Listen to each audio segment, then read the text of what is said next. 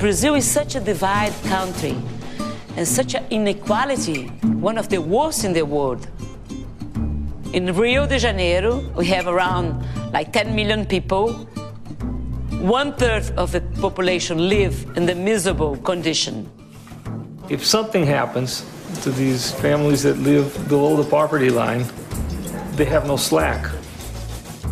These families facing terrible choices, feeding a child versus buying medicine for another child. I can solve things that are related to disease in the hospital, but outside the hospital, it's the real world. They leave the hospital and they can die anyway because they do not eat well, because they don't have enough money to get back to the hospital to continue the treatment. I saw this vicious cycle, hospitalization, rehospitalization many times, and I knew we need to do something. At Renascer, we decided to change completely the environment where the children and the poor family live. And to change completely, we have to work in many areas, in a very integrated form. Então, boa tarde. It's not enough to have a heart and to try to get something done for the poor. It has to be done right. And what has kept me involved with Renascer is my belief that Renascer can do it.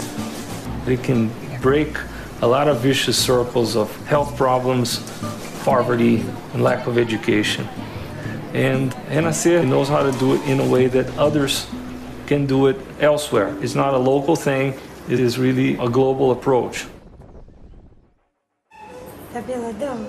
It begins here in the hospital when we have the first interview with the mother. Or the psychologist can say, we have a family here who really needs Renascer. When a mother comes to Renascer, they spend a time in a very deep interview when we try to know everything about how much she earns, what kind of house she has, and of course the disease of her child. Um mês depois ele foi embora.